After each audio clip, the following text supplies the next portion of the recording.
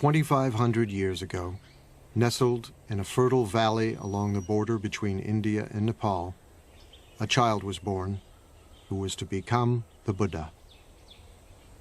The stories say that before his birth, his mother, the queen of a small Indian kingdom, had a dream.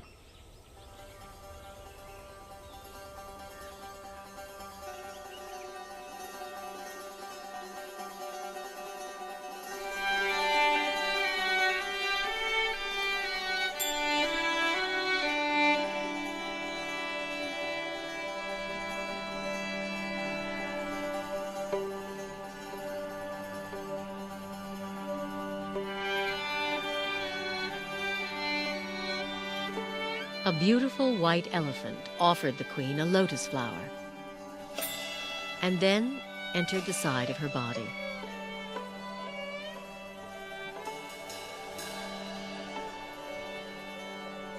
When sages were asked to interpret the dream, they predicted the queen would give birth to a son, destined to become either a great ruler or a holy man.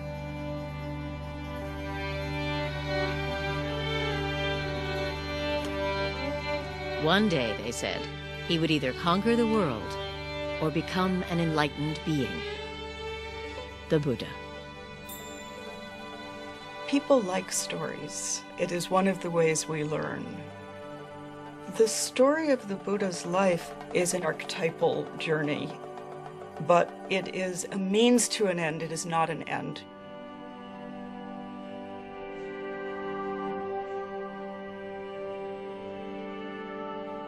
Within 10 months, as a tree lowered a branch to support her, a baby boy was born, emerging from her side. 7 days later, the queen died.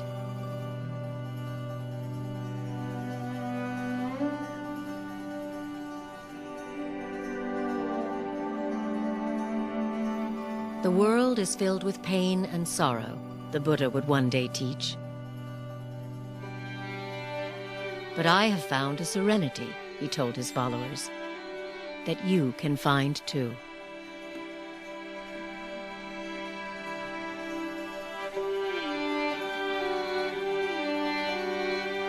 Everybody understands suffering.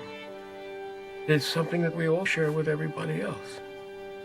It's at once utterly intimate and utterly shared.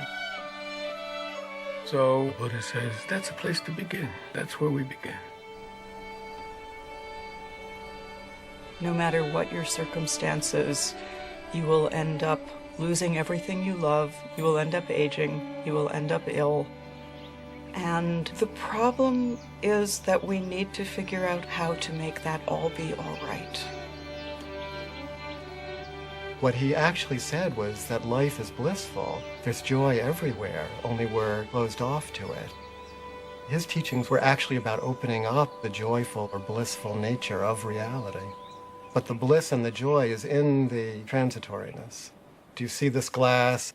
I love this glass. It holds the water admirably. When I tap it, it has a lovely ring. When the sun shines on it, it reflects the light beautifully. But when the wind blows and the glass falls off the shelf and breaks, or if my elbow hits it and it falls to the ground, I say, of course. But when I know that the glass is already broken, every minute with it is precious.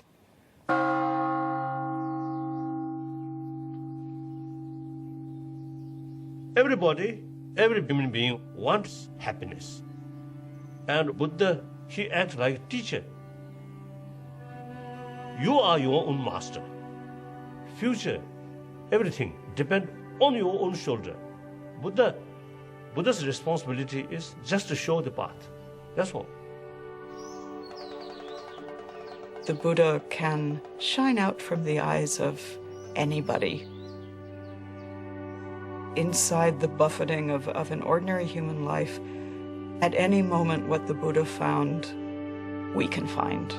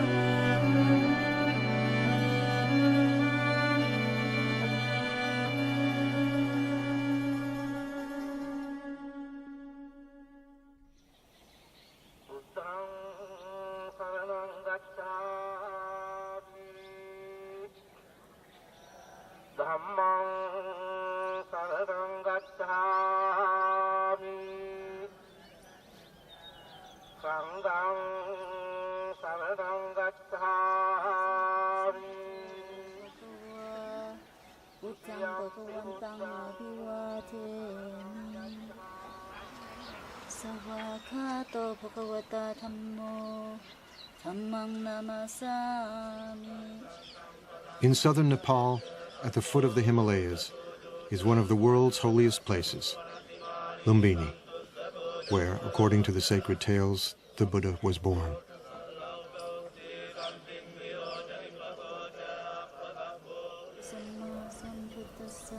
Today, Buddhist pilgrims from all over the world make their way here to be in the presence of the sage whose life story is inseparable from centuries of anecdotes and legends.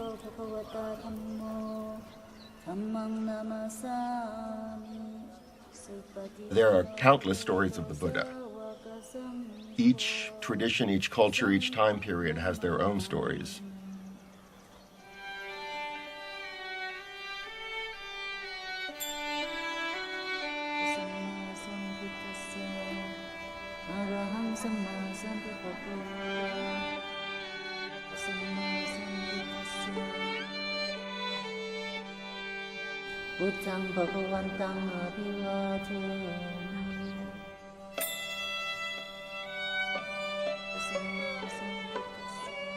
We have lots of visual narratives and artwork from all over Buddhist Asia. But the first written material, actually, the first biography, say, of the Buddha, really, we don't see that before about 500 years after his death. For the first few centuries, Buddhist narrative was oral.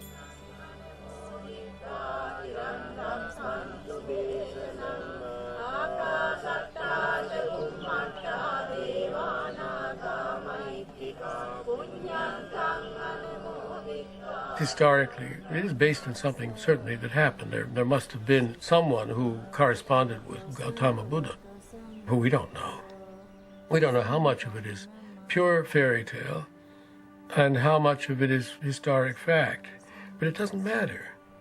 It touches something that we all basically know. The relevance of it is in the message of the story, the promise of the story. Like any good story, it has a lot to teach.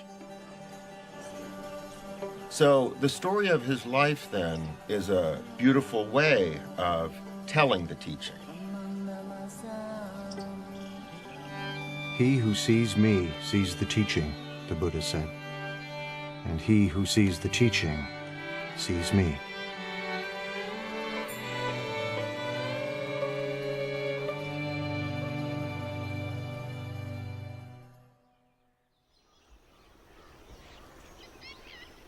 Born some 500 years before the birth of Jesus, the Buddha would grow to manhood in a town vanished long ago.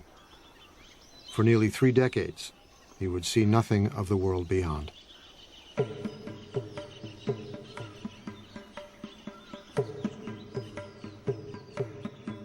The tales say he was the son of a king, raised in a palace with every imaginable luxury. He was called Siddhartha Gautama, a prince among a clan of warriors. When I was a child, he said, I was delicately brought up, most delicately. A white sunshade was held over me day and night to protect me from cold, heat, dust, dirt, and dew. My father gave me 3 lotus ponds. One where red lotuses bloomed. One where white lotuses bloomed. One where blue lotuses bloomed. The father wants him to be a king, wants him to conquer the world, to be the emperor of India, which at that time was 16 different kingdoms. And it was predicted that he would be able to conquer wherever he wanted if he remained as a king. So the father was creating this artificial environment to coddle him. His father wanted to prevent him from ever noticing that anything might be wrong with the world, because he hoped that he would stay in the life they knew and loved and not go off as was predicted at his birth, and possibly become a spiritual teacher rather than a king. Shielded from pain and suffering, Siddhartha indulged in a life of pure pleasure. Every whim satisfied, every desire fulfilled. I wore the most costly garments, ate the finest foods. I was surrounded by beautiful women.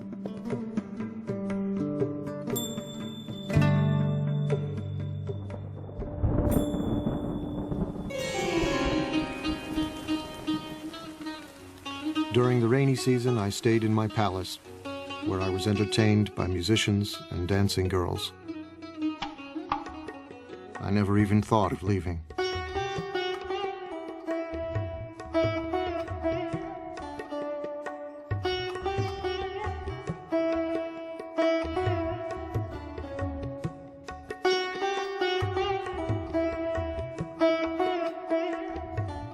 When he was 16, his father, drawing him tighter into palace life, married him to his cousin. It wasn't long before they fell in love. He was totally in love with her. There is a story that on their honeymoon, which was about 10 years long, at one time they rolled off the roof that they were making love on while in union, and they fell down but landed in a bed of lotuses and lilies and didn't notice they had fallen.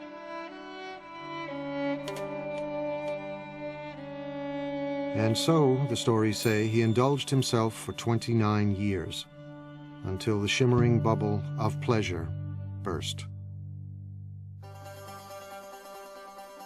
His father does everything he can to never let him leave, never let him see the suffering that life is. But one day he goes outside and he's traveling through the kingdom, and he has the first of 4 encounters. He sees an old man, and he asks his attendant, and the attendant says, "Oh, that's change.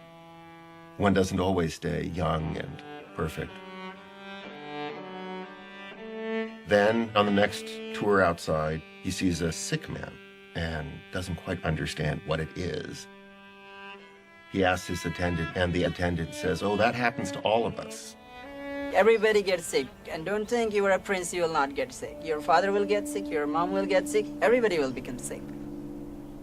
Then he sees that it isn't just the sick person, in fact it's universal, and something is stimulated inside of him, so he keeps getting the chariot driver to take him out, and he sees, horror after horror.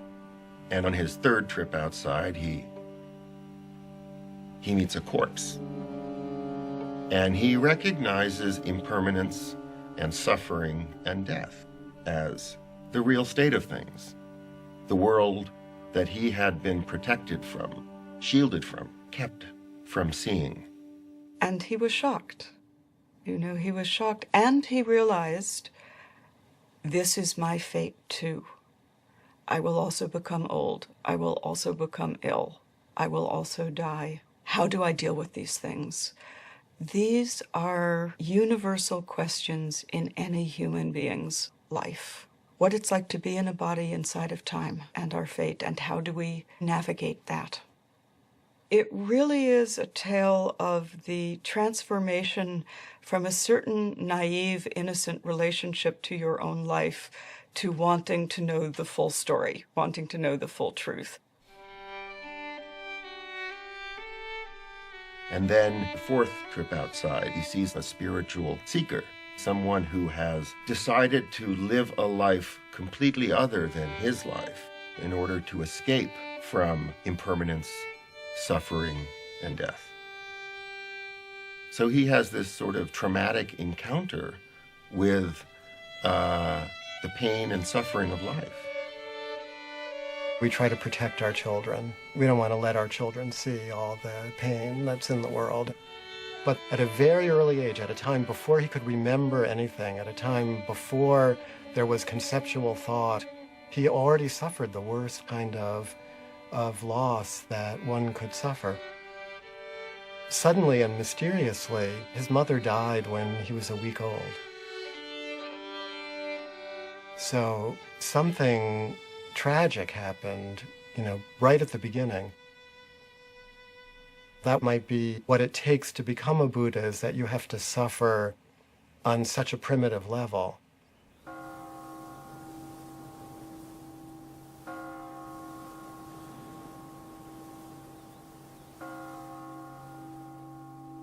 "29 years old, profoundly troubled, Siddhartha was determined to comprehend the nature of suffering.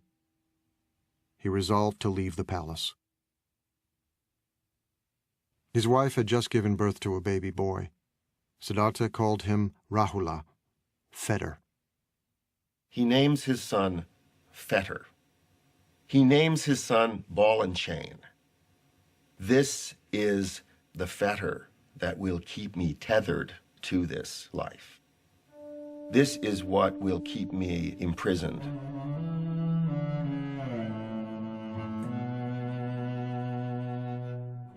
Late one summer evening, Siddhartha went into his wife's room. A lamp of scented oil lit up. His wife lay sleeping on a bed strewn with flowers, cradling their newborn son in her arms. He gazed from the threshold, deep in thought. If I take my wife's hand from my son's head and pick him up and hold him in my arms, it will be painful for me to leave. He turned away and climbed down to the palace courtyard. His beloved horse Kantaka was waiting. As he rode toward the city's northern wall, he leapt high into the air. Mara, the tempter god of desire, was waiting. You are destined, Mara told him, to rule a great empire. Go back, and worldly power will be yours.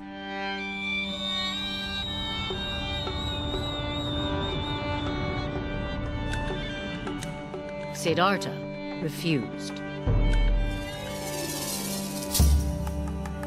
He left grief and probably absolute puzzlement and dismay in the hearts of wife, in the infant son who was innocent and yet was suddenly fatherless, and of course his own father. But there is no knowledge won without sacrifice.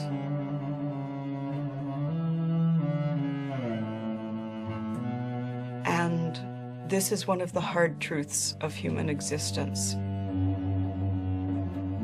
In order to gain anything, you must first lose everything.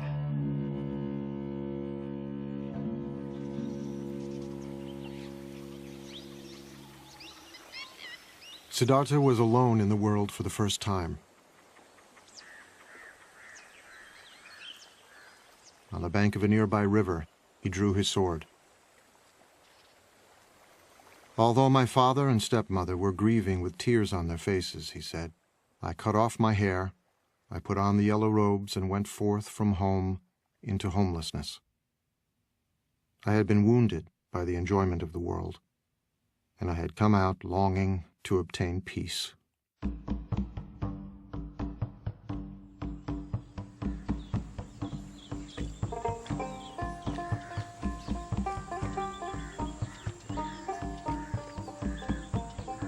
Siddhartha wandered south toward the holy Ganges River. Once a great prince, now he became a beggar, surviving on the charity of strangers.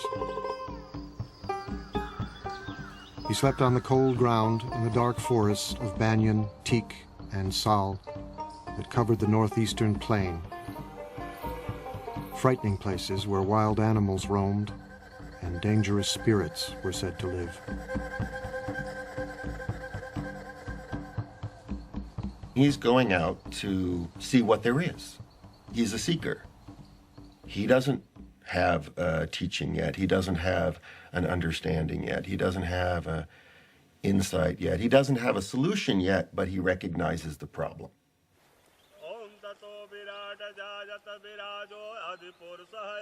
Siddhartha could not expect help from the religion of the time, the ancient Vedic religion, steeped in ceremony and ritual.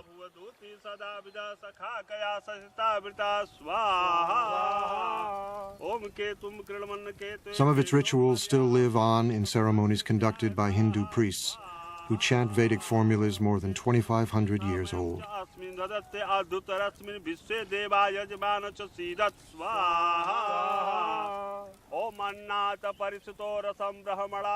ये जब यहाँ पे सभ्यता का विकास हुआ, आज के करीब हजारों वर्ष पहले, ये जो हम पूजा करते हैं, अपने यज्ञ के विधान से हम अपने देवता और ग्रहों की जो उपासना करते हैं, उससे ये जो संसार में जितने भी प्राणी हैं, उनको सुख प्रदान करते हैं और आध्यात्मिक शांति प्रदान करते हैं.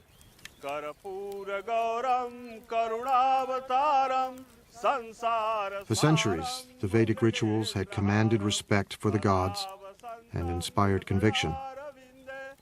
But by Siddhartha's time, the rituals no longer spoke to the spiritual needs of many Indians, leaving a spiritual vacuum and a sense of foreboding.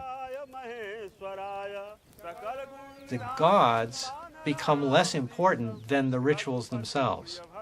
It's a period of great unrest. It's a period of social upheaval, social change. Cities were growing, generating new wealth and spiritual hunger.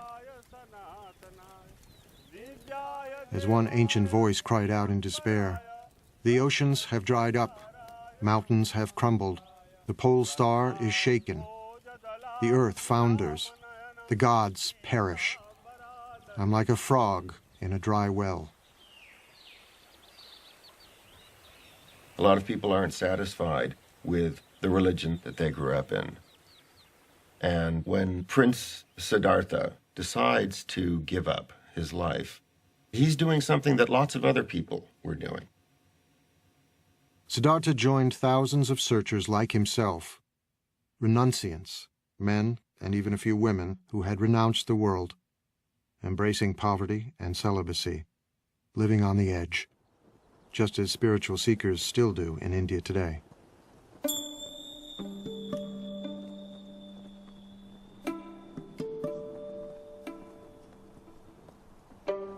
Now, at this time in India, there are lots of renunciants out there. It's a flourishing renunciant tradition. There are many different people who have given everything up and practice austerities and meditate in order to escape from the cycle of death and rebirth. The notion of reincarnation is something that's part of Indian culture, part of Indian civilization, part of Indian religion, that was there long before the Buddha. And it was in a sense, the problem that the Buddha faced. Suffering didn't begin at birth and finish with death. Suffering was endless. Unless it was possible to find a way out, become enlightened, become a Buddha. In his time, there was a sense of death not being final, but of death leading inexorably to rebirth, and of suffering beings bound to the wheel of death and rebirth.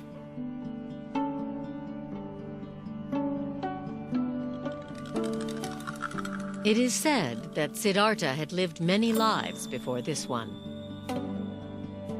As countless animals,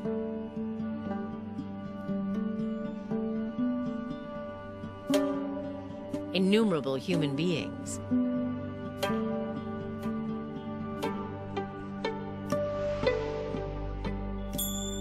and even gods.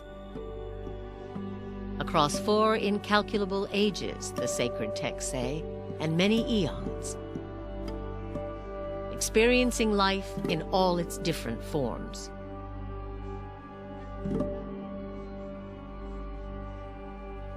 Siddhartha's previous lives, many eons, sometimes as a human being, sometimes as an animal, but then gradually, you see his practice becoming more higher and higher and deeper, deeper.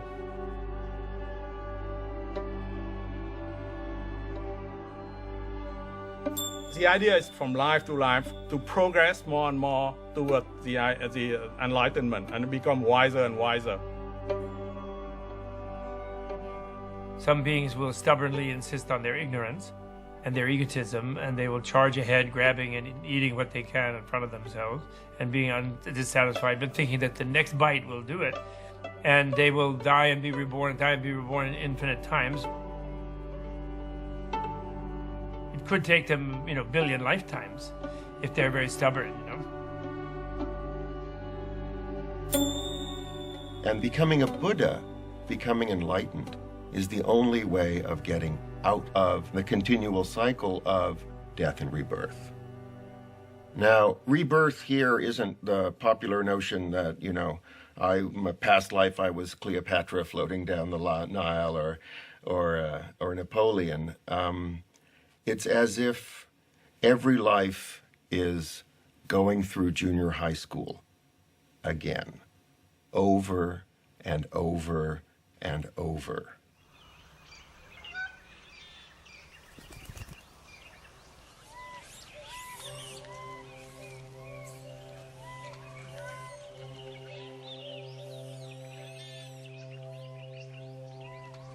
With the authority of the priests worn thin and wisdom seekers like Siddhartha roaming the countryside, holy men emerged, teaching their own spiritual disciplines.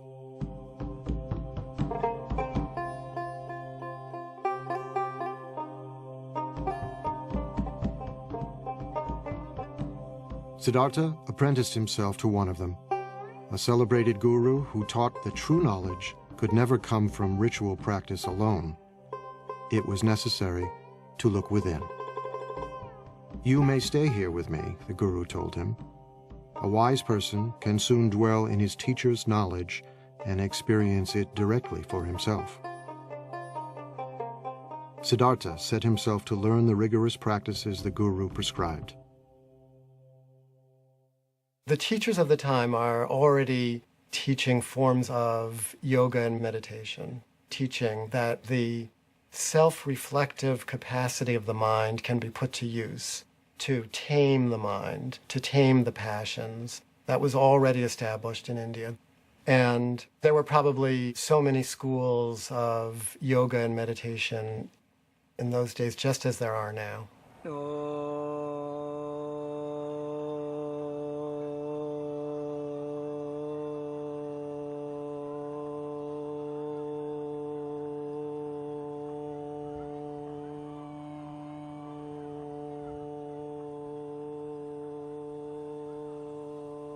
योग केवल शरीर के लिए नहीं है।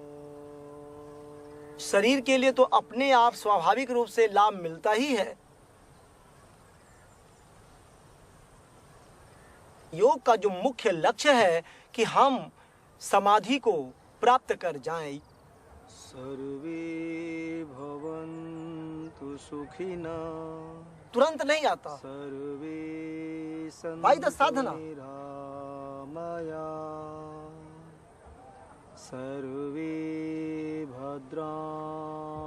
Although yoga appears to focus on controlling the body, it is in fact an ancient spiritual discipline, a form of meditation, harnessing the energies of the body to tame the mind.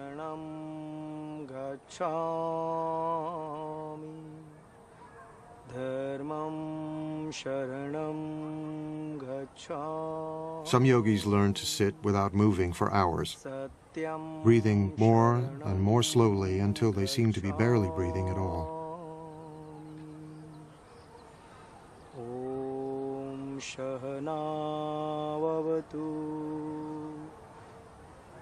सर्वे भवन्तु सुखिनः सर्वे सन्तु All kinds of trance states are possible through meditation. If you hold the mind, if you concentrate the mind on a single object, be it a word or a candle flame or a sound, it's possible to transport the mind into all kinds of interesting places.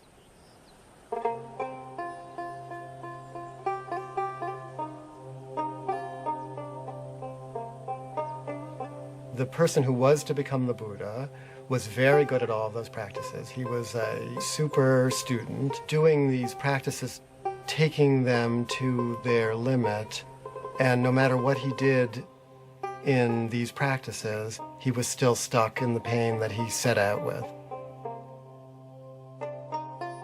He ascends to these very rarefied states of consciousness, but it's not permanent. And it does not bring penetrating truth into the nature of reality.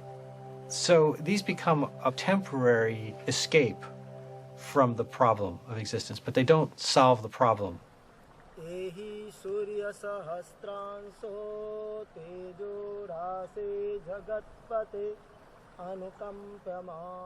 Siddhartha apprenticed himself to another popular guru, but the results were the same. The thought occurred to me, he said later. This practice does not lead to direct knowledge, to deeper awareness. Disenchanted, he left this master too.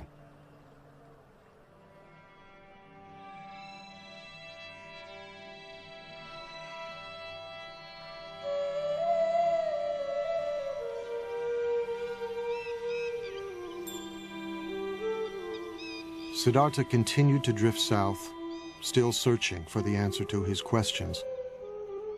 Why do human beings suffer? Is there any escape? He's trying and trying and searching, and he already experienced extreme luxury, so now he tries extreme deprivation.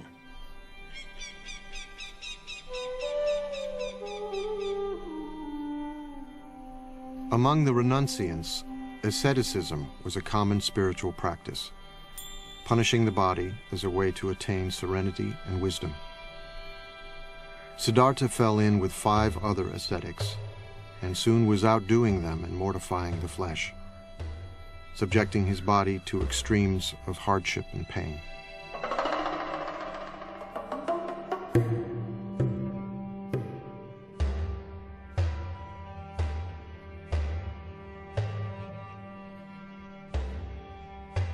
The body represents a fundamental problem. Old age brings a decrepitude to the body. Sickness brings pain and suffering to the body. And death is ultimately the cessation of the functioning of the body. So there was a sense that if you could punish the body sufficiently, you could escape its influence. You could transcend some of the limitations that the body seemed to impose. The ascetic pursues the truth by taking the requirements of survival down to the absolute minimum possible. Barely enough food to stay alive, no protection from the elements, no heat. Sit in the cold, sit in the rain. Meditate fiercely for all the hours of awakening. The step of renunciation, of shedding everything, of dying, the feeling that one is dying to one's life as it was, is essential to being reborn as someone who sees.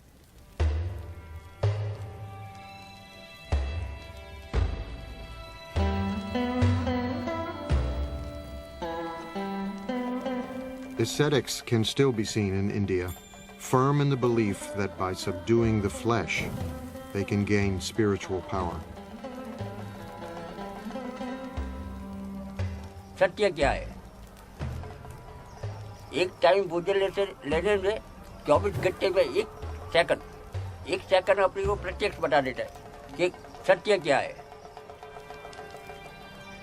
था छोड़ दिया 16 उम्र में।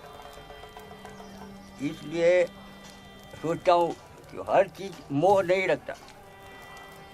ये मार्ग से ये मार्ग जो आगे बढ़ने के लिए इसमें मैं मोह नहीं रखता। मोह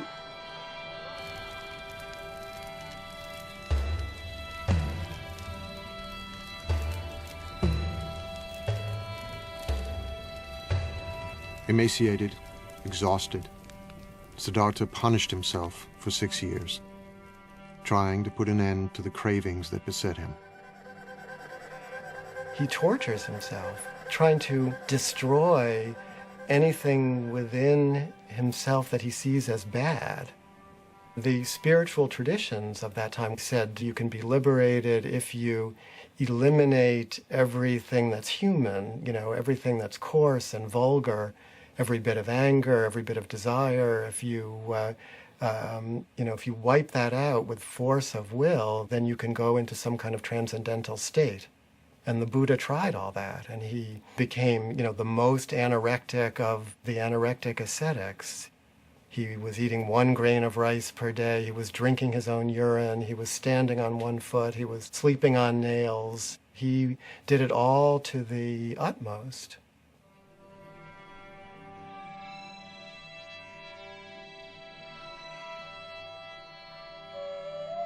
My body slowly became extremely emaciated, Siddhartha said.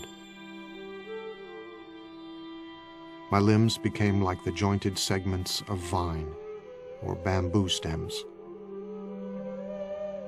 My spine stood out like a string of beads.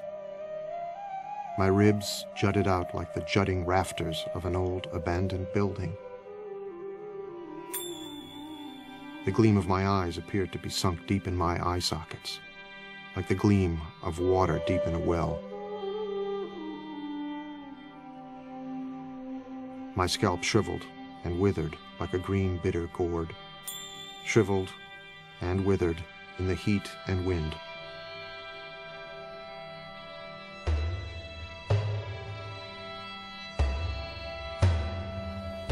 What he was trying to do was pushing his body to the most extreme that he could. But then he realized that from that, he cannot gain what he wants.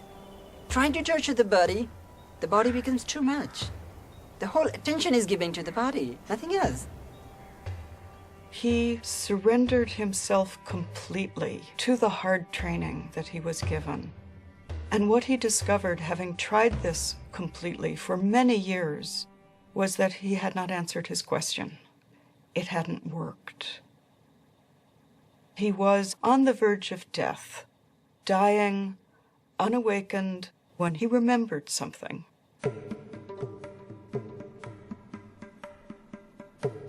He remembered a day when he was young and sat by the river with his father, and the perfection of the world as it was simply gave itself to him. Years before, when Siddhartha was a small boy, his father the king had taken him to a spring planting festival.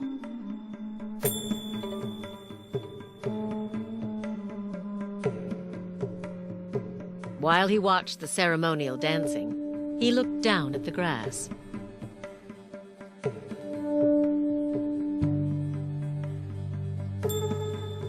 He thought about the insects and their eggs, destroyed as the field was planted. He was overwhelmed with sadness. One great taproot of Buddhism is compassion, which is the deep affection that we feel for everything because we're all in it together, be it other human beings, other animals, the planet as a whole, the creatures of this planet, the trees and rivers of this planet. Everything is connected.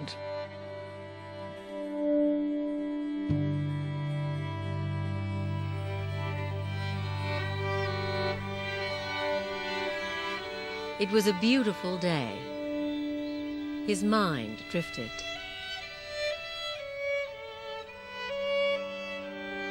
As if by instinct, He crossed his legs in the yoga pose of meditation, and the natural world paid him homage. As the sun moved through the sky, the shadows shifted, but the shadow of the rose apple tree where he sat remained still. He felt a sense of pure joy. The joy that he found is in the world that is already broken. It's in this transitory world that we're all a part of. And the fabric of this world, despite the fact that it can seem so horrible, the underlying fabric of this world actually is that joy that he recovered. That was his great insight. But, he says, I can't sustain a feeling of joy like this if I don't take any food, so I better eat something. And then at that moment, a village maiden mysteriously appears carrying a bowl of rice porridge. And she said to him, "Here, eat." That moment of generosity and release, when he accepted the rice, was a decision towards life. It was what in the Christian tradition might be called grace, that you cannot do it completely on your own. And in Christianity, the grace comes from the divine. In the story of the Buddha, the grace comes from the ordinary kind heart of a girl who sees somebody starving and says, "Eat." There's something beautiful. Whenever I remember that story, it makes me so happy because I see the heart of Buddha as the person he was, like the Siddhartha.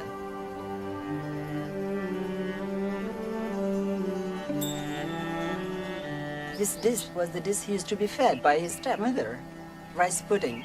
He was missing that so much. And then he remembered maybe further and further, and he remembered about his wife, about his son, and the deepest emotions that he had suppressed. They overpowered. They came up. They were still there. He had a feeling of missing. He had a feeling of seeing his son, and a feeling of being near his loved ones. They were so powerful. Oh, this must have soaked his whole entire being. He was actually an utter failure. He had been clinging to the path of asceticism, and when he took the food, what followed was a return of his original question. Life is painful.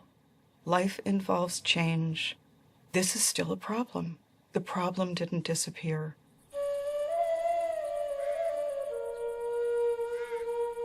It wasn't long before the ascetics who had been Siddhartha's companions found him eating and turned away in disgust. Siddhartha loves luxury, they said. He has forsaken his spiritual practice.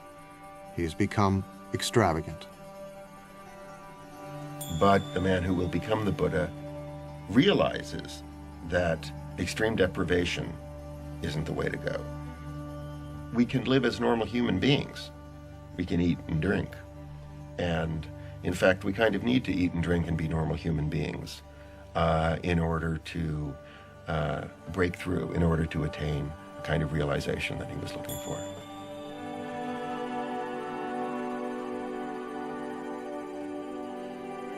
Siddhartha had put his faith in 2 gurus.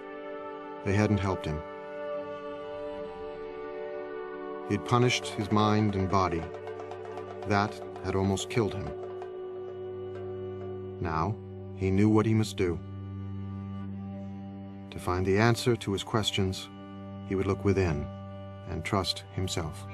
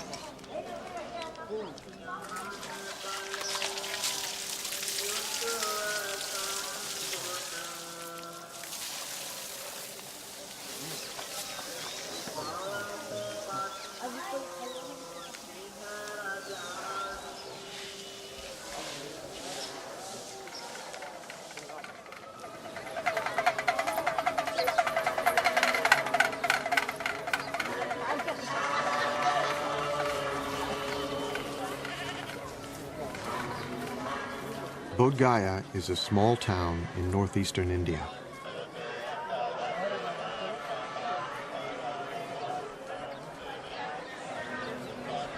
Throngs of pilgrims have come here from all over the world for more than 16 centuries.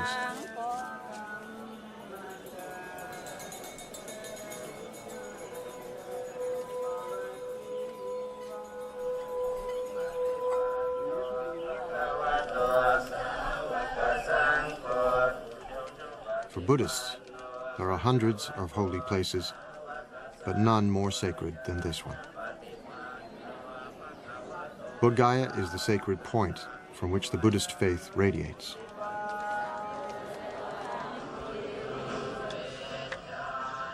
Some pilgrims travel great distances, reciting prayers and prostrating themselves every step of the way.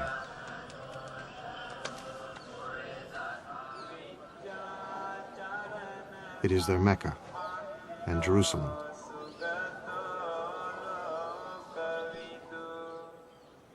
Their Holy of Holies is not the imposing temple beside them, but a simple fig tree, Ficus religiosa, the Bodhi tree. The tree, it is said, is descended from the Buddha's time.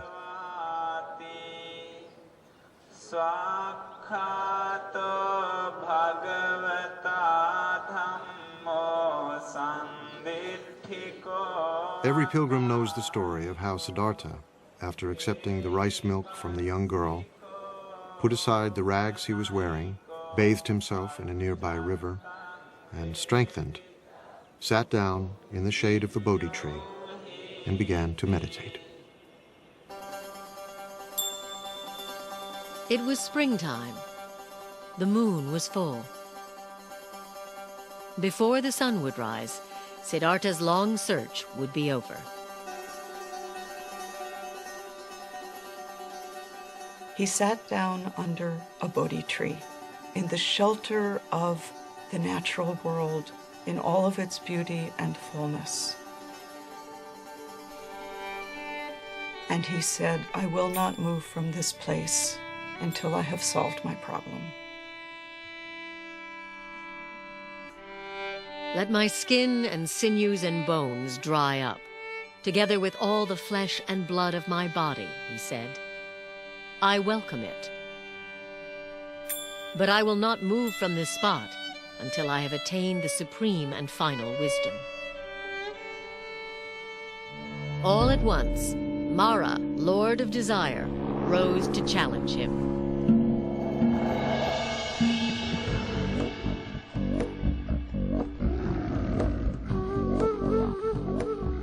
With an army of demons, he attacked.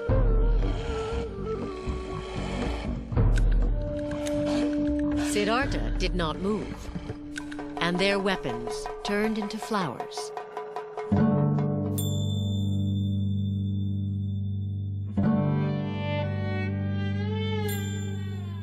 Mara is the ruler of this realm of desire, this world that we all live in. And what he's afraid Siddhartha is going to do when he attains enlightenment and becomes the Buddha is conquer that world. That is, he's going to do away with desire. He's going to wreck the whole game. Mara did not give up. He sent his 3 daughters to seduce him.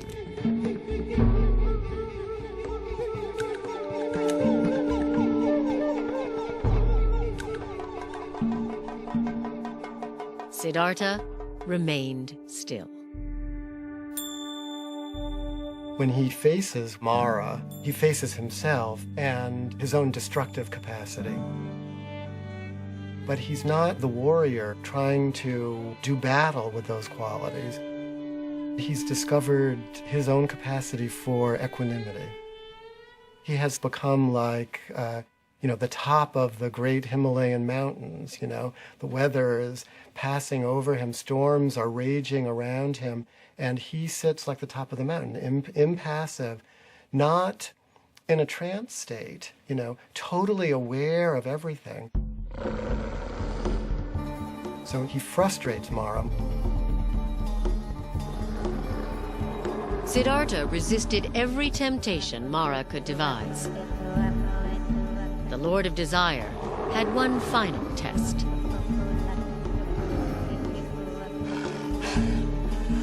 He demanded to know who would testify that Siddhartha was worthy of attaining ultimate wisdom, and his demon army rose up to support him.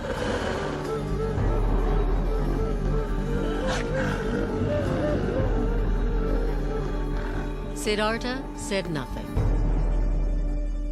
He reached down and touched the ground, and the earth shuddered.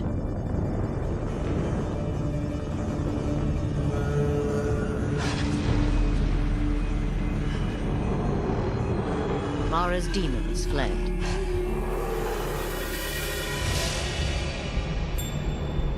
The Buddha reaches down and with his finger touches the earth. He says, "The earth is my witness." He said, "Mara, you are not the earth. The earth is right here beneath my finger." And the earth is what we're talking about. Accepting the earth, not owning the earth, not possessing the earth, but the earth just as it is, abused and exploited and despised and rejected and plowed and mined and shat on and everything else, you know. It's still the earth, and we owe everything to it.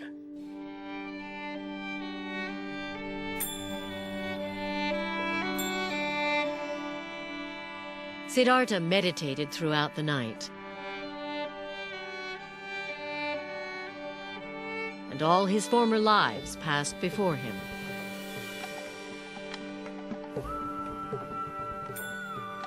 He remembers all his previous lives, infinite numbers of previous lives.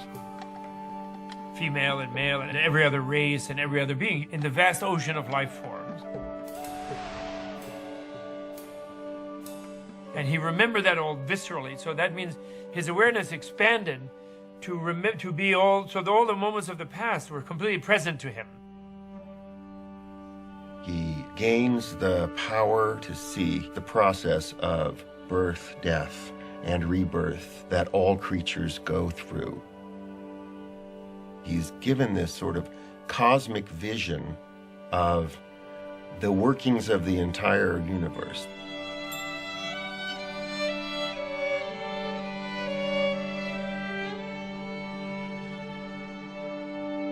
As the morning star appeared, he roared like a lion.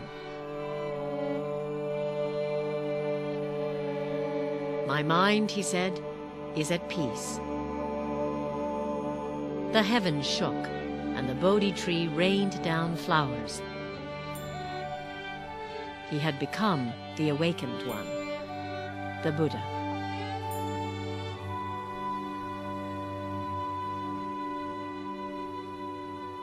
Something new opens up for him, which he calls nirvana, or which he calls awakening.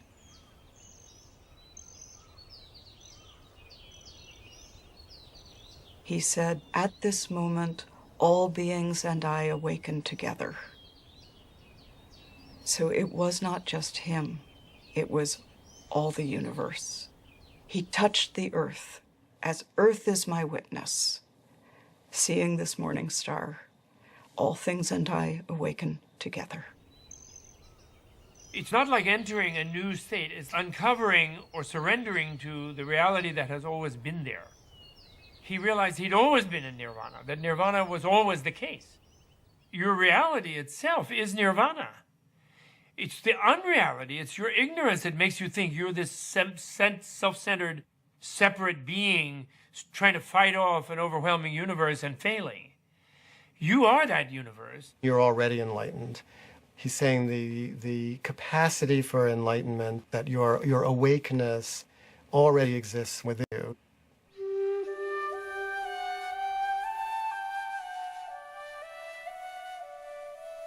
Nirvana is this moment seen directly. There is nowhere else than here. The only gate is now. The only doorway is your own body and mind. There's nowhere to go. There's nothing else to be. There's no destination. It's not something to aim for in the afterlife. It's simply the quality of this moment. Just this, this room where we are. Pay attention to that. Pay attention to who's there. Pay attention to what isn't known there. Pay attention to what is known there. Pay attention to what everyone is thinking and feeling, what you're doing there, and pay attention. Pay attention.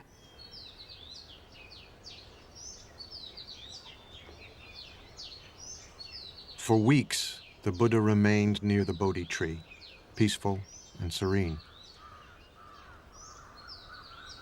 He was tempted to retire into a profound solitude, instead of trying to teach others what it had taken him 6 long years to discover for himself. He wants to stay there. He's very happy. He doesn't want to go out. He says to himself, no one is going to understand this. You know, people are going to think I'm crazy. They're going to think I'm nuts. Buddha saw the nature of the people, envy and jealousy and strong negative mental states. All the people in the world, they are like the fishes wriggling in the very shallow water. So Buddha, he himself afraid to teach the people.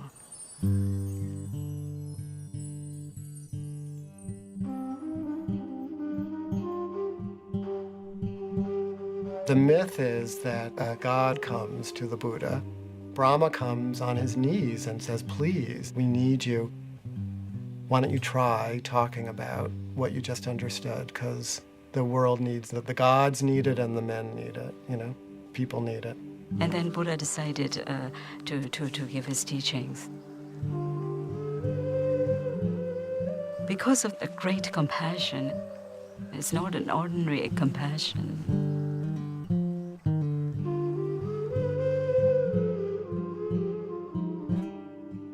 When you feel the feelings of others, you automatically don't want them to feel bad. You feel the feeling of your hand, you don't put it in the oven. I mean, you're not being compassionate to your hand. You just feel the pain, so you're not going to put it there. So you feel others' pain, you're going to do your best to help them alleviate it. When somebody becomes enlightened, something blooms in his heart. It's like a flower blooms, and it cannot hold the fragrance. It has to naturally release. So it's like he naturally had to release his radiance. He has to share this joy that was in his heart. 35 years old, the Buddha would devote the rest of his life to bringing his teachings, the Dharma, the fundamental laws of all things, into the world. But as he had feared, it would not be easy. As he set off to share what he had learned, he met a wandering ascetic. "Who is your guru?" the ascetic asked him. The Buddha said he had no guru, that he had attained enlightenment on his own. "It may be so," the ascetic said, and walked away. On his first attempt to teach, the Buddha had failed. Buddha meets someone who doesn't see anything special about him, because the awakened Buddha doesn't look any different from anybody else. He is ordinary. Buddhism is not about being special. Buddhism is about being ordinary. And it is not about the continual exudation of bliss. It is about walking a normal human life with normal human beings, doing normal human things. And this reminds you that you yourself might be a Buddha. At this moment, the person you're looking at might be one.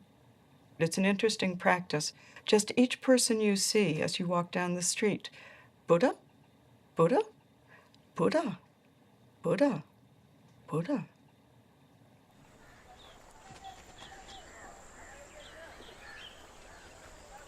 From Bodh Gaya, the Buddha walked west nearly 200 miles and crossed the Ganges River. He was still searching for a way to explain to others what he feared was unexplainable, the path to the enlightenment he himself had experienced.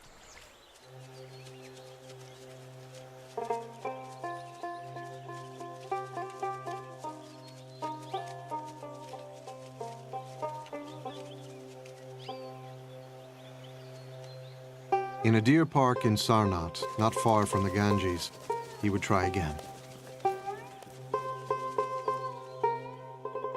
His 5 former companions were still practicing the austerities he himself had abandoned. From far off they saw me coming, and on seeing me, made a pact with one another, the Buddha recalled. Friends, here comes Siddhartha, living luxuriously, straying from his ascetic practice. He doesn't deserve to be bowed down to. These are his buddies who were just disappointed and disgusted with him for giving in after they'd all been trying to starve themselves into enlightenment. So they're a little distrustful at the beginning. They refer to him as an equal, and he then tells them, no, that's not the term you should use when you refer to a Tathagata, to a being who's gone beyond. And so he sets them straight. And they then become the first people to hear the content of what he realized under the Bodhi tree. His first teaching would later be called Setting in Motion the Wheel of the Dharma, because it brought the Buddha's message into the world for the first time.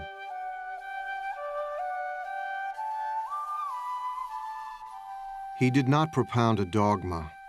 Instead, he spoke from his own experience, out of his own heart. He had known the abandon of the sensualist and the rigors of the ascetic. Now, he would disavow both of them. The Buddha said, I've discovered a new way, and it's not the path of asceticism, and it's not the path of sensory indulgence. It's the middle way. What the Buddha was always doing was saying everything needs to be balanced. So, the middle way was always balancing between, excesses on this side, excesses on the other side.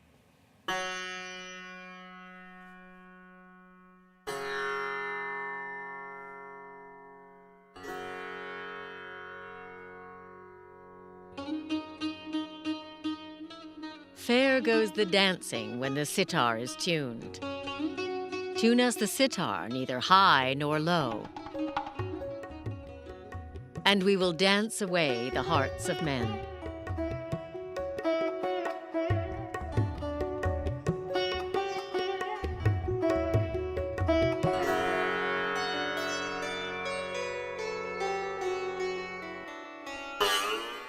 But the string too tight breaks, and the music dies.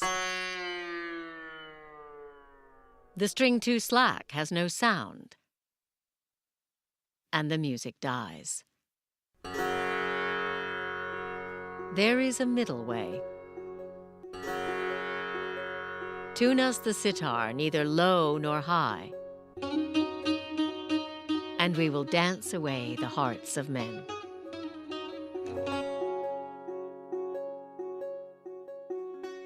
The path to enlightenment lay along the middle way, the Buddha taught, and the ascetics listened. Now he would answer the question that 6 years before had provoked his spiritual journey, the question of suffering. Buddhists don't have a creation story. There is no creator deity. It's not really of interest. It's not an issue. What's of interest is the problem of human suffering and the solution to human suffering. Pretty much everything else, right, is beside the point. The Buddha's analysis of suffering came in the form of what have come to be called the Four Noble Truths. There is no commandments or anything. The first noble truth is that there is suffering in this world. Generally, this suffering has been mistranslated. Suffering is not entirely accurate to the word that the Buddha probably used. It means something closer to dissatisfaction, that, we're never quite happy, and if we are, that's gone in an instant anyhow. And he says that this suffering, this unsatisfactoriness, doesn't arise by itself. It has causes. Our own mind causes it.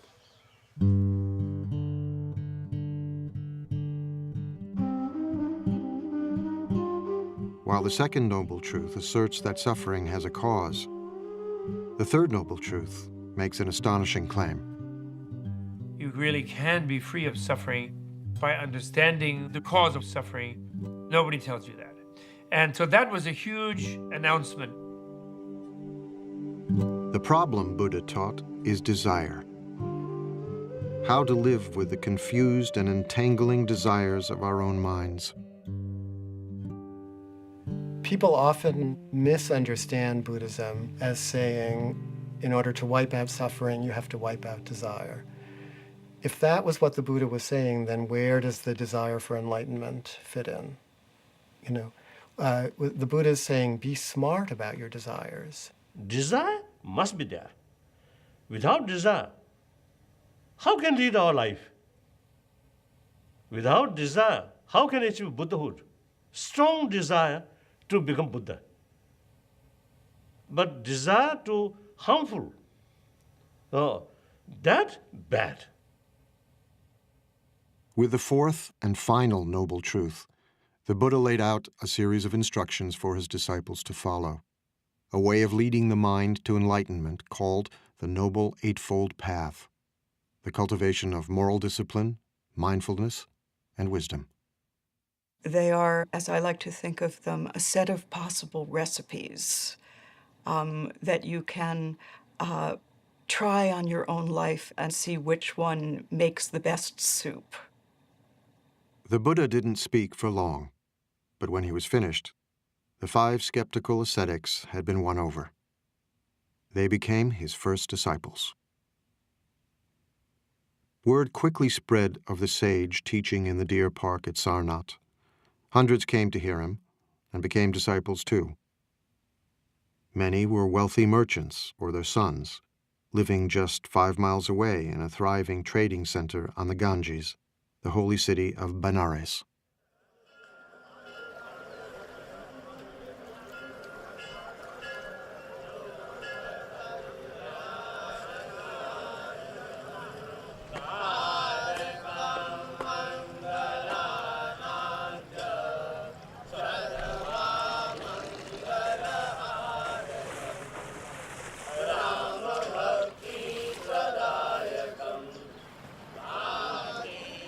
Today, Benares is the most sacred city in all of India, as it has been for millennia.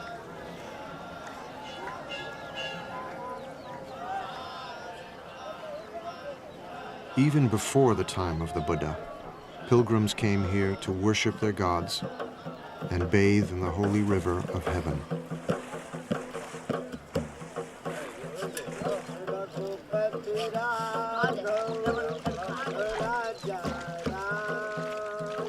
You see people purifying themselves, bathing in the Ganges. You see priests performing rituals.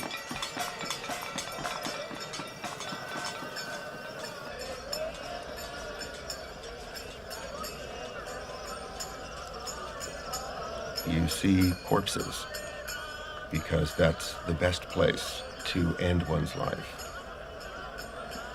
So you see going on there a great range of religious activity, and much of it of the type that does go back to the Buddha's time.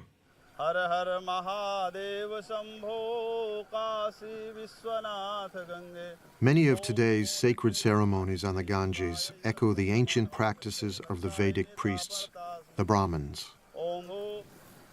In the Buddha's day, only the Brahmins could mediate between the gods and men. Only they could conduct the holy rituals that were said to preserve the universe itself.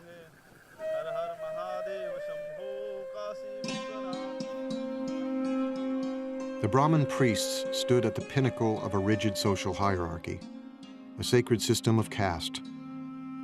Beneath them were the warriors, the caste to which the Buddha belonged. Below them were farmers. At the bottom were the servants, and still lower, outcasts. Those social groups are not merely social conventions, but rather they're hardwired into the nature of the universe. you're supposed to stay in that group, and the survival of society depends upon your continuing to perform the function associated with that social status. Caste was irrelevant to the Buddha. So were priestly rituals to preserve the universe. His teachings focused on the universe within. The Buddha said you could be from any caste. What makes you noble is if you understand reality. You know, if you're a good person, if you're a wise person, then you're noble.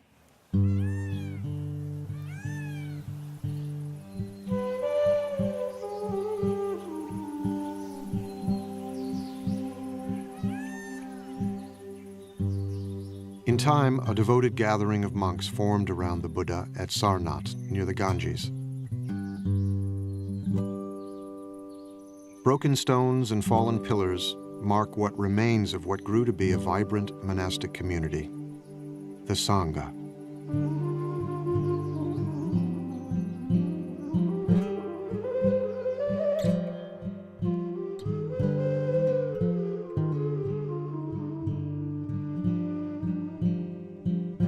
It took the Buddha many, many years to find his way, but he didn't want it to be so hard for people. And so he established a community who could live together and help one another.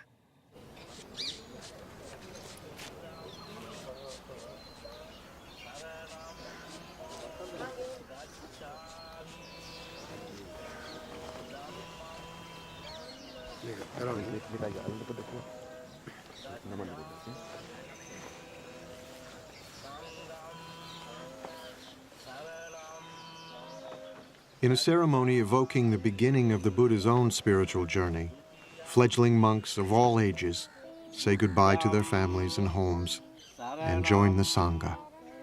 Gacchami dutiyampi dhammam saranam gacchami.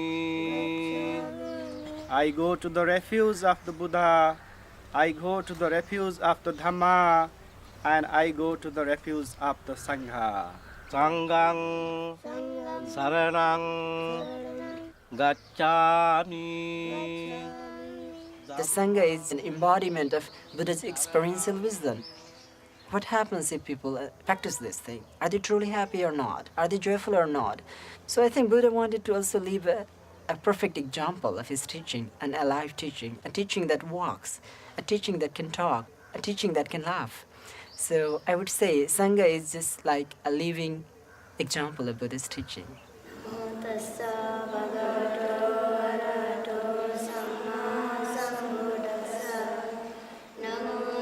The first Sangha was a radical institution, open to people of every caste and remarkable for the times in which the Buddha lived, to both men and women. The Buddha was part of a culture deeply suspicious of women. The attitude towards women at the time was very critical, and many things were impossible for them. So that was a very revolutionary thing to do that in that times of India. By ordaining women as nuns, the Buddha gave women the chance to escape the drudgery of daily life.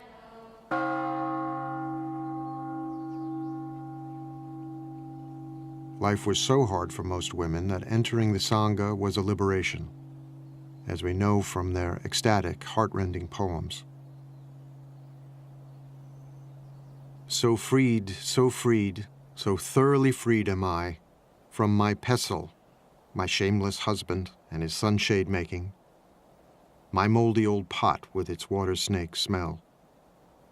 Aversion and passion I cut with a chop. Having come to the foot of a tree, I meditate, absorbed in the bliss. What bliss?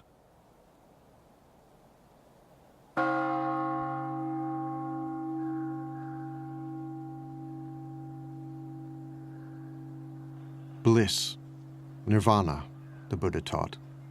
could be found in the fleeting moment through the practice of meditation. The Buddha showed his followers how to come to terms with their own roiling thoughts and desires by paying attention to them, by becoming aware, becoming mindful. As an ancient poem counsels, like an archer, an arrow, the wise man steadies his trembling mind, a fickle and restless weapon. Many times our mind is not peaceful enough. So we realize that perhaps we need to understand more about mind itself and how to balance the emotions, how to balance our mind and try to cultivate more happiness. The difficulties come from within. One experiences unexpected things from one's mind. Most dangerous skeptical doubts. Doubts about oneself, doubts about the Buddha. Physical is we can get from from the food and from the supplement of vitamins and and for the mind, this is the only way we have to. Only medicine. Meditation is not about getting rid of anger, getting rid of lust, or getting rid of jealousy. Even while becoming a monk, often we experience anger. It happens. It often happens when people start teasing you like a shaven, bald-headed person. But it gives a good chance for us to realize that, okay, let's see, this anger arises. What is it? What most often happens in our ordinary life is that whenever we experience these emotions, we get stuck into it. It starts twisting us. But Buddhism is going through inside it and getting out of it peacefully. And I think that gives us more joy. And that makes human life more full, more around. It's not like we are not living in partial truth, but it's like whole of things together. It takes time to comprehend this. And then, by practicing again and again, the practitioner becomes very balanced, and one reaches a state of very strong equanimity. Equanimity towards the physical and mental objects. And this is the base camp for the summit. Enlightenment.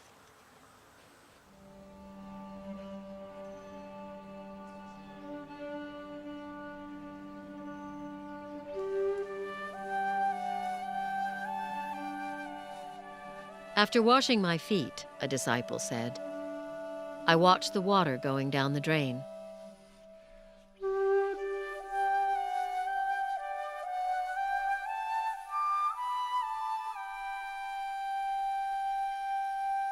I am calm.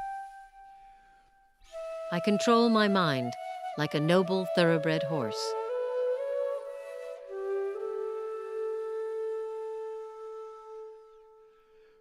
Taking a lamp, I enter my cell. Thinking of sleep, I sit on my bed. I touch the wick, the lamp goes out. Nirvana. My mind is freed.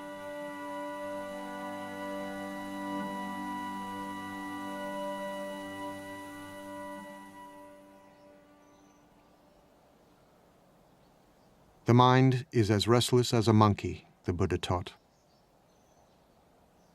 Who you are, what you think of as yourself, is constantly changing.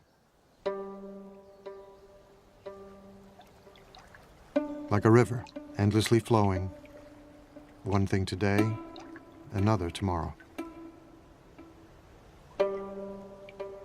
There's water in a river, then there's water in a glass, and then the water is back in the air, and then it's back in the river. The water's there, but what is it? That's a way to think about the self in Buddhism. One moment you're angry, the next moment you're laughing. Who are you?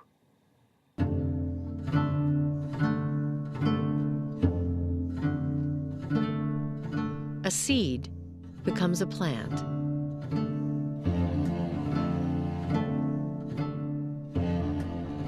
Wisps of grass are spun into a rope.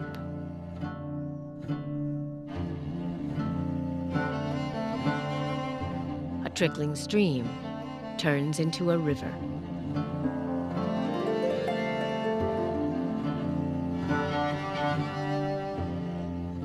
The self comes and the self goes. Simply notice how from one moment to another, yourself is actually not as much the same as we think it is.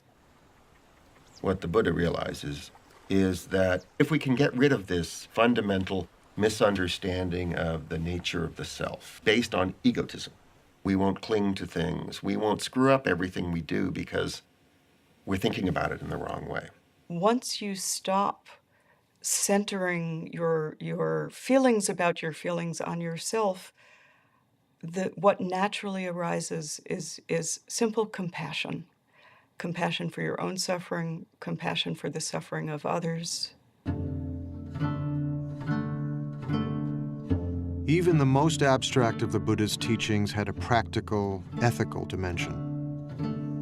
Compassion, the Buddha taught, comes from understanding impermanence, transience, flow, how one thing passes into another, how everything and everyone is connected. When this is, that is. From the arising of this comes the arising of that.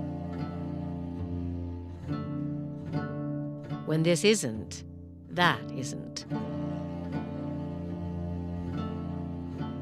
From the cessation of this comes the cessation of that.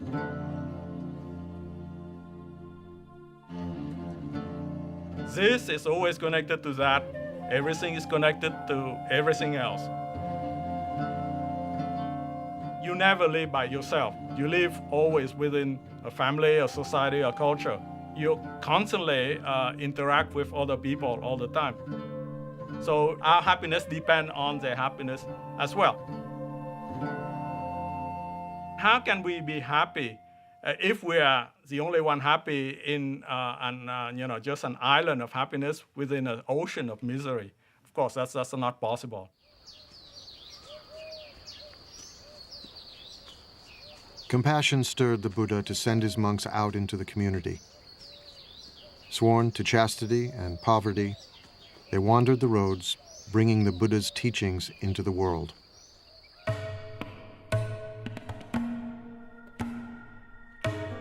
Go forth, monks, for the happiness of the many, out of compassion for the world. There are beings whose eyes have little dust on them, who will perish if they do not hear the teaching. But if they hear the teaching, they will gain liberation. The monks exist by begging. We think of begging as kind of a bad thing.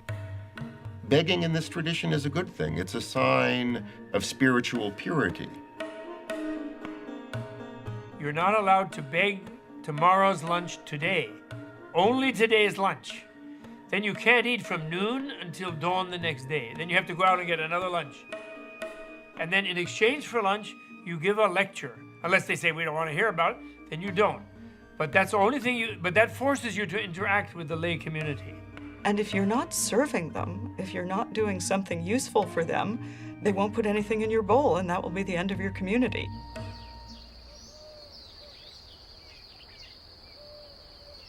The Buddha himself wandered across northeast India, teaching and gathering new disciples everywhere he went. You didn't have to become a monk or a nun to become a Buddhist. The Buddha's teachings were for everyone.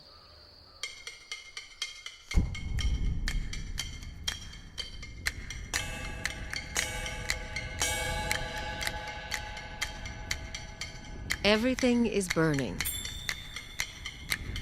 What is burning? The eyes are burning. Everything seen by the eyes is burning.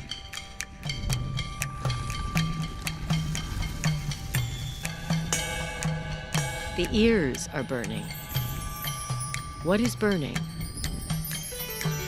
Everything heard by the ears is burning.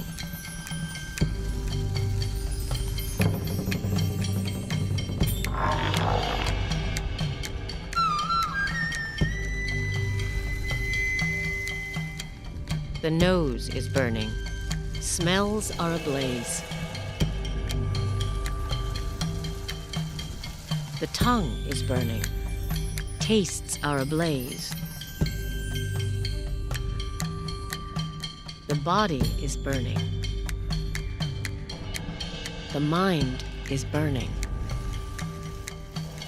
We're on fire. We may not know it, but we're on fire, and we have to put that fire out. We're burning with desire, right? We're burning with craving. Everything about us is out of control. The Buddha goes on to talk about the three poisons: greed and anger and ignorance, and how the three poisons are what is making the fire. And the way out of doing this is not to deny the three poisons, but to recognize that if you turn them round, you come to their opposites. Instead of greed, you have generosity. Instead of anger, you have compassion. And instead of ignorance, you have wisdom.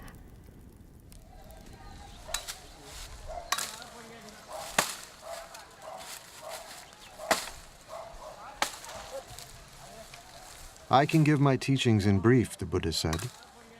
I can teach in detail. It is those who understand that are hard to find. There are stories of people coming to the Buddha and saying, I am leaving your teaching because you have not told me about whether there is a life after death or whether there is another world. And the Buddha says, did I ever say that I would give you the answer to these things? No, Lord, you didn't. Why do you think that I never said that I would give you the answer to these things? Because these are not the things that you need to know. The thing that you need to know is how to deal with suffering. Because at this very moment, what made you ask that question was suffering. The Buddha was, above all, a pragmatist. He did not expect his followers to agree with everything he said. He encouraged them to debate and argue, to challenge him. Buddhists say, my follower should not accept my teaching out of devotion, but rather your own experiment. Even Buddha himself, in order to get final enlightenment, need hard work. So investigate based on reason, through logical investigation. If something contradicts in the Buddha's own word, then we have the right to reject that. As the Buddha gathered more and more followers, stories spread of his miracles, which mixed the marvelous with the mundane. One story tells how 500 pieces of firewood split at the Buddha's command.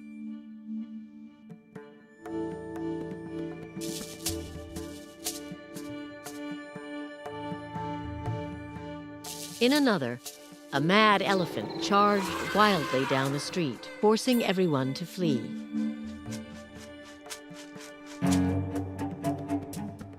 Only the Buddha remained, quietly waiting.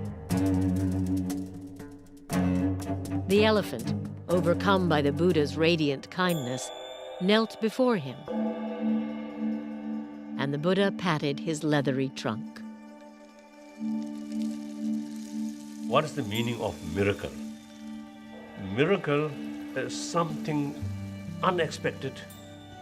I think 100 years ago, jumbo jets or some of these really computers or these, I think in their eye, this is something miracle. Because miracle is something cannot understand. So now, I think within this century, we may find some new ideas or new facts. So far, we spend all our energy and time for research on matter, not internal world. This skull small space, but a lot of mysterious things still there.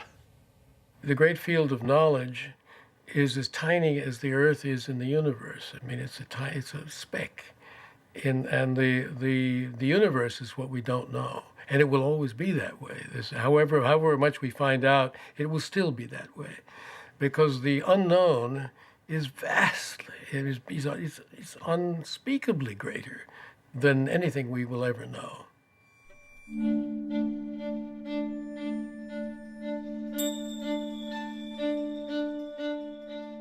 In one of the most storied miracles, the Buddha strode on a jeweled walkway suspended in mid-air, while streams of water spouted and flames flashed from his body, shooting out to the very edge of the universe.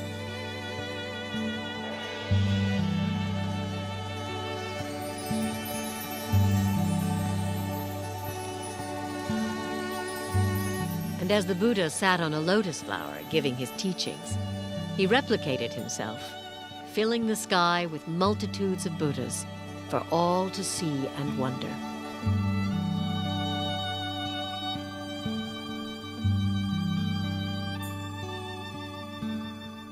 Do we believe that literally? Does it matter whether we believe it literally? What many of those miraculous stories are about is the sheer wonder of it all. The very fact that the whole of unknown time and space has led to this very moment when we're sitting here talking to, when we are sitting here talking to each other, is utterly miraculous. Sitting here in a room, having had a cup of coffee, having taken it out of a beautiful blue and white porcelain mug, what could be more miraculous than that? Everyday life around us is already so implausible and so glorious that what need for further miracles? And that's the teaching of the Buddha. That's the miraculous teaching of the Buddha.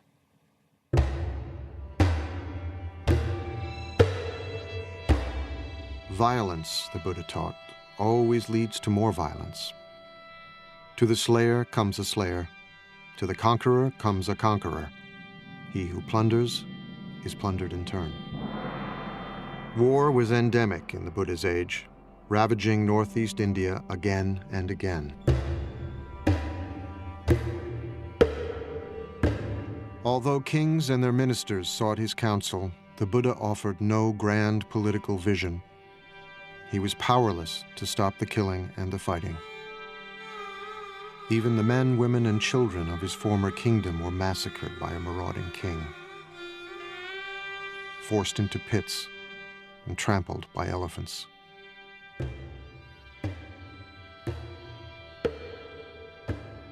It was said that the Buddha received the news in silence. Hundreds of them killed. So that day, Buddha was sad. Buddha's a human being. So he acted like a human being. So sometimes he also, they fail. He failed to perform miracle. The Buddha failed, but we as the Buddha fail constantly. And part of our suffering is our failure, our recognition of our failure. Buddhism doesn't argue with reality. There will always be both the potential for awakening in any moment and the potential for incredible damage at any moment. And if we fool ourselves into thinking we're past that, we will do incredible damage.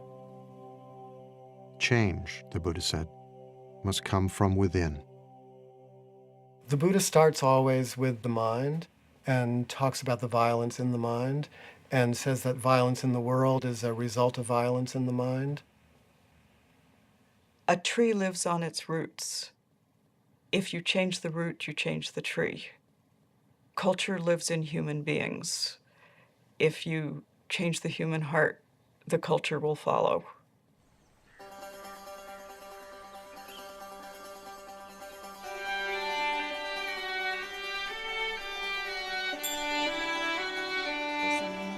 For decades, the Buddha shared his teachings all across northeastern India. Let all beings be happy, he taught, weak or strong, great or small. Let us cherish all creatures as a mother her only child. Barefoot in his robes, he was still walking the roads when he was 80, but old age was upon him. His back hurt, his stomach was often in pain. I am old, worn out, he told a trusted disciple, like a dilapidated cart held together with thin straps. The world is so sweet, he said, that he could understand wanting to live for at least another century. But he was frail and exhausted.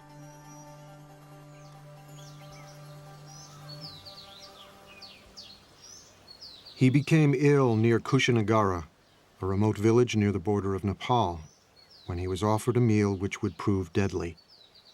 The food was spoiled. He ate what was offered to him, and it said that he knew it was bad, but he took it anyway because it was offered and didn't want the person who offered it to feel bad because it was his time.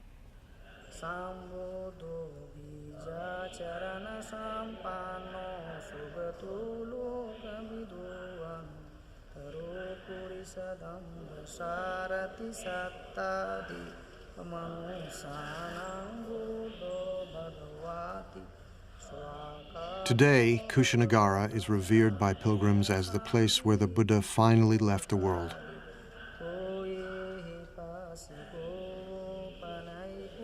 It was in Kushinagara where he grew weak and asked to be laid on his side in a quiet grove of sal trees. As he neared the end, his disciples began to weep, stricken with grief.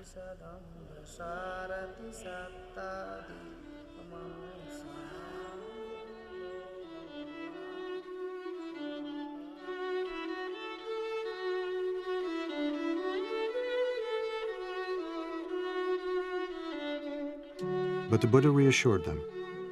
All things change, he said. Whatever is born is subject to decay. He's saying this is a natural process. He tells his disciples, use this time, use the energy here, even this, for your own awakening. So he used even his own death and their sadness as a time to remind them of what their real task was.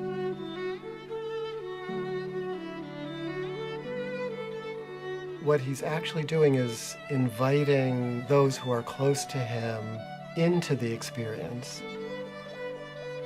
I don't think the Buddha's teaching in any way argues against grief or sadness or loss. The teachings, if they make any sense, have to make sense in ordinary circumstances, in ordinary lives.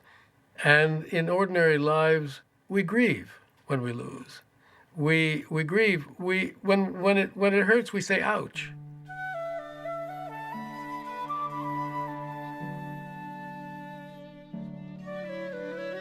Buddhism is trying to look at things the way they are, the way it is, just as it is. It hurts. This is life. This is our life. And our relation to life involves losing it, too. You don't get beyond these things. You don't get beyond them. It's all right to feel what human beings feel. And we are not supposed to turn into rocks or trees when we practice Buddhism. Buddhas laugh, cry, dance, feel ecstasy, probably even feel despair.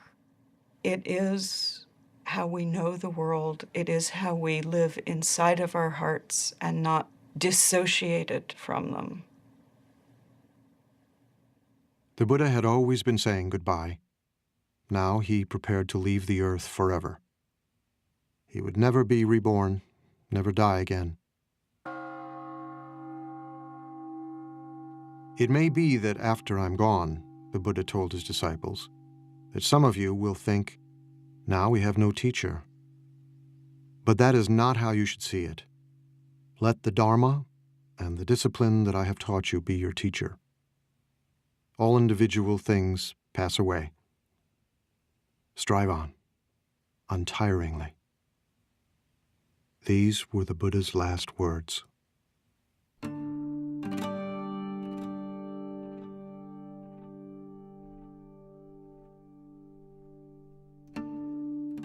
The Buddha died peacefully.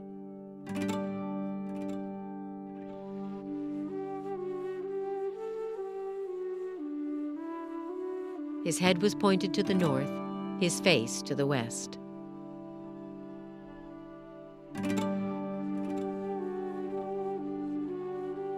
The stories tell how the earth shook, and the trees suddenly burst into bloom.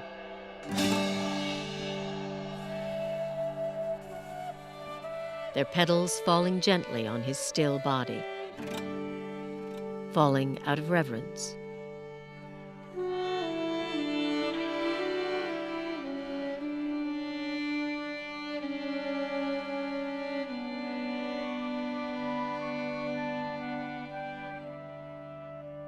Divine coral flowers and divine sandalwood powders fell from above on the Buddha's body, out of reverence.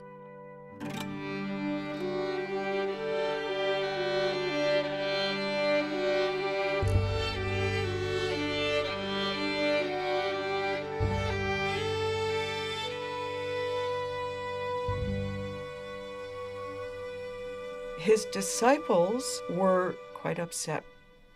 What are we going to do without our teacher? We will be lost without our teacher. But his instruction was so simple and so clear. I am not your light. I am not your authority. You've been with me a long time now. Be your own light.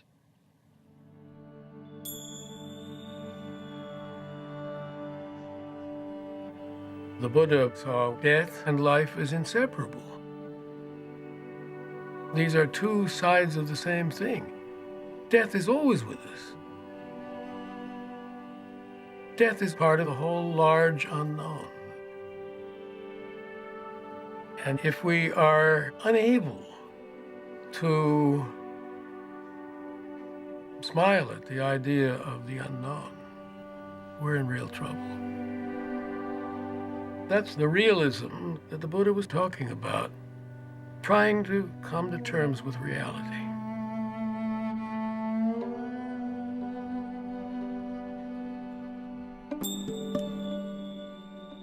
When he was 29 and still Prince Siddhartha, the Buddha had left his wife, child, and family to try and understand the nature of suffering.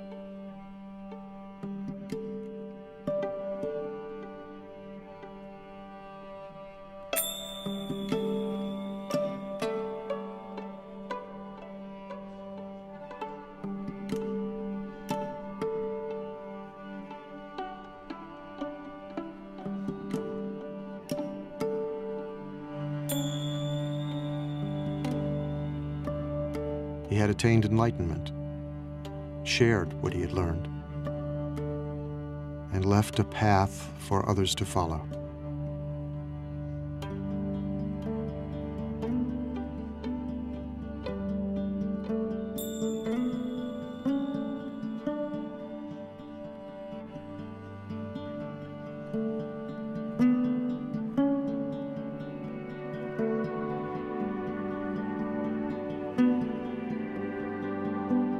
Now he was gone. But before he died, he had asked his followers to remember him by making pilgrimage to the place of his death, to where he gave his first teachings,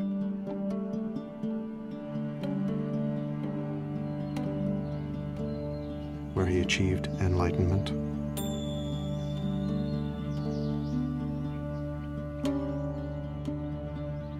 and where he was born.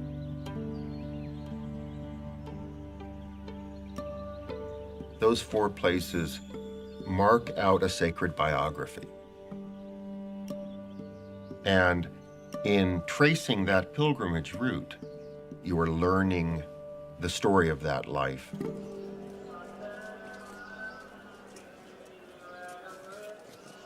At places of pilgrimage, temples were built, images were installed, and relics were enshrined. Millions of people get immense inspiration. Buddha's spirit always there. But real Buddha's holy places is within oneself. That's important. So real Buddhist sacred place we must build within ourselves. We must build within our heart.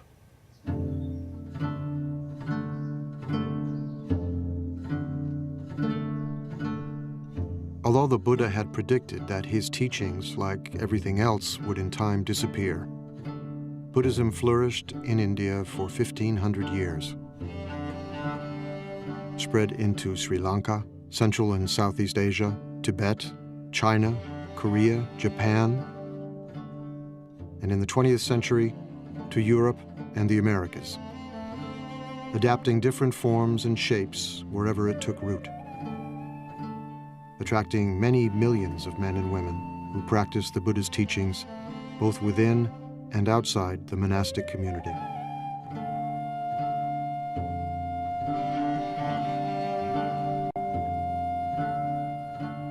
But everywhere, and in every age, the essence of the story remains the same.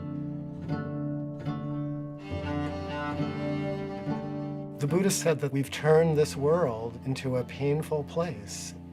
And this world does not have to be a painful place. This world can be a world inhabited by Buddhas. But it's up to each one of us to turn ourselves into a Buddha. That's the work. If the Buddha is not you, finally the Buddha is of no interest to you. The Buddha is of such interest to you because you are the Buddha. Every sentient being, even insect, have Buddha nature, the seed of Buddha. That's the seed of enlightenment.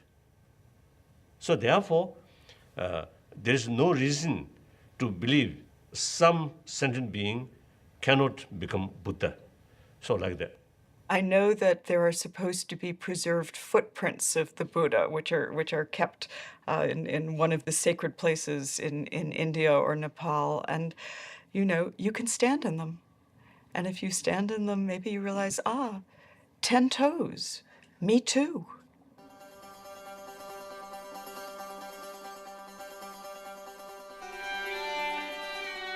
There is a story of a Brahmin who one day found the Buddha under a tree, calmly meditating.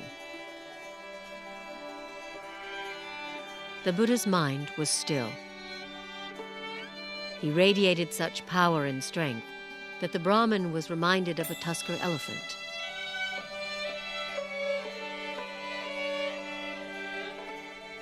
The Brahmin asked him who he was. Imagine a lotus that had begun life underwater, the Buddha replied.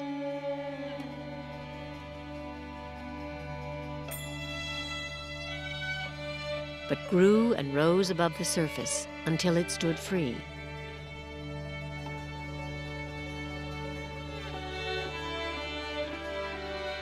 So I too have transcended the world and attained the supreme enlightenment. Who are you then? The Brahmin wondered. Remember me, the Buddha said, as the one who woke up.